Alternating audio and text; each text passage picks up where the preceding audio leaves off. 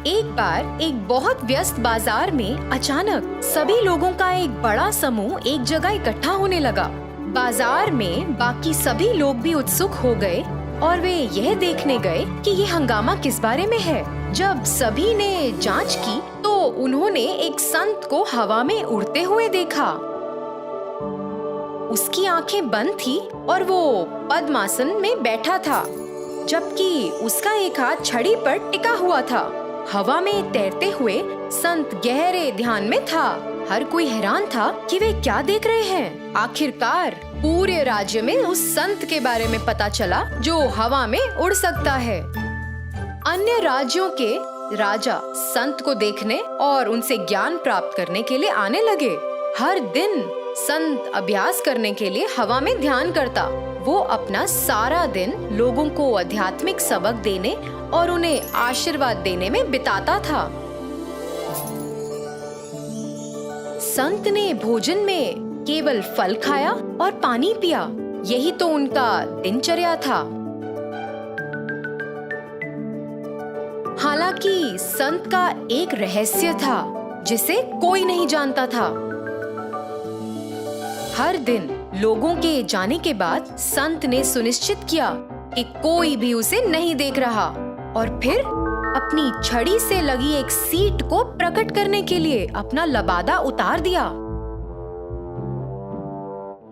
अगले दिन राज्य के राजा ने जादुई संत के बारे में पूरी जानकारी प्राप्त की। राजा इस संत की विशेषता के बारे में अधिक जानना चाहते थे, इसीलिए उन्होंने संत को महल में आमंत्रित करने के लिए एक संदेश भेजा।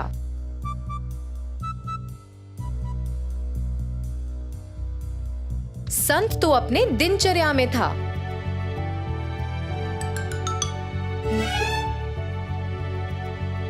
और उसने संदेश प्राप्त किया और बहुत उत्साहित हुए।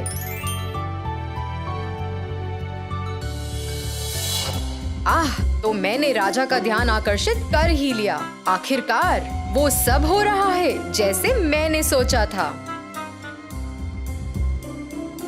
तुरंत संत महल के लिए रवाना हो गया। राजा ने सिंहासन पर संत की प्रतीक्षा की और फिर उसके आने पर उसका आदर के साथ अभिवादन किया। प्रणाम संत जी, यहाँ पधारने का बहुत बहुत शुक्रिया। आप आराम से तशरीफ रखिए। धन्यवाद। भगवान का आशीर्वाद आप पर बना रहे। हमने आपके और आपके इस गुण के बारे में कई शानदार बातें सुनी हैं। आपके आध्यात्मिक पाठों ने कई लोगों को आकर्षित किया है। आप जैसा व्यक्ति पवित्र स्थान में रहना चाहिए। मंदिर के पास एक आश्रम है जहां आप सभी सुविधाओं के साथ बहुत सहज होंगे। यदि आप मेरा प्रस्ताव स्वीकार करते हैं तो मुझे बहुत खुशी होगी। हा हा हा, क्या मूर्ख राजा है। मेरे राजा, आपकी इस पेशकश को अस्वीकार करना अनुचित होगा, इसलिए मैं आपके प्रस्ताव को स्वीकार करूंगा और आश्रम में रहूंगा। जब राजा के साथ चर्चा हो रही थी तो एक विशेष मंत्री संत को बहुत ध्यान से देख रहा था। वह यह सुनिश्चित करने के लिए कि क्या वो एक वास्तविक संत है, उसके दैनिक दिनचर्या की जांच करना चाहता था। उसी दिन मंत्री संत के दर्शन करने के लिए गया।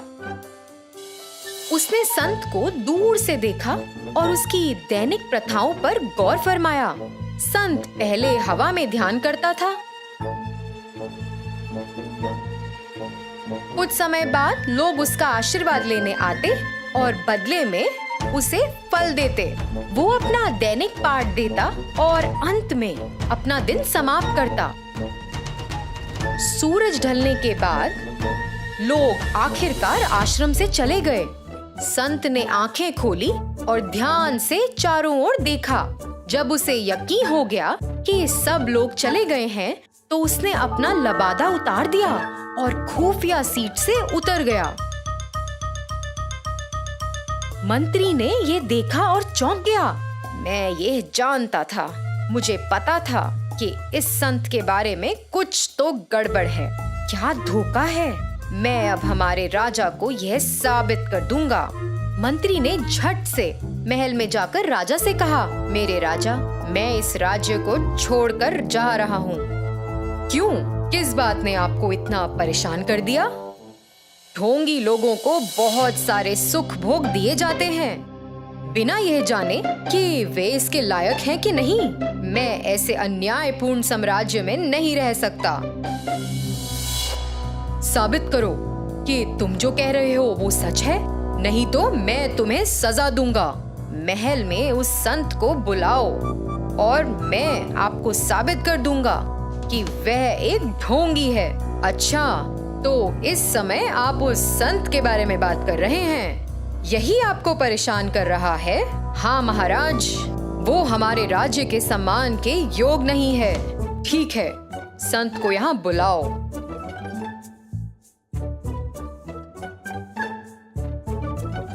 जल्द ही संत ने संदेश प्राप्त किया और इस बार और भी उत्साहित हो गया। उसने सोचा कि राजा उसे और भी अधिक इनाम देना चाहते हैं, इसलिए वह तुरंत महल के लिए निकल गया। प्रणाम संत जी, मेरे एक मंत्री का दावा है कि आप हमारे सम्मान और सत्कार के योग्य नहीं हैं। आपको इस बारे में क्या कहना है? हाँ राजा जी, वह एक धोखा है। अगर वह असली है तो उसे हवा में ध्यान लगाकर खुद को साबित करने के लिए कहें।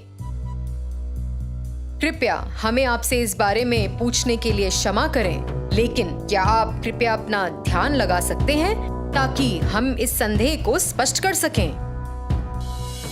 मेरे स्वामी, इसमें लंबा समय लगता है और यह यहाँ नहीं किया जा सकता। राजा के आदेश के अनुसार संत को ध्यान करना था, लेकिन वह असफल हो गया और बहुत जल्द राजा को पता चल गया कि संत झूठा था। उन्होंने उसकी खुफिया सीट को देख लिया और जल्द ही उसे राज्य में सभी के सामने उजागर कर दिया। राजा ने संत को लोगों को गुमराह करने के लिए उम्र कैद की सजा सुनाई।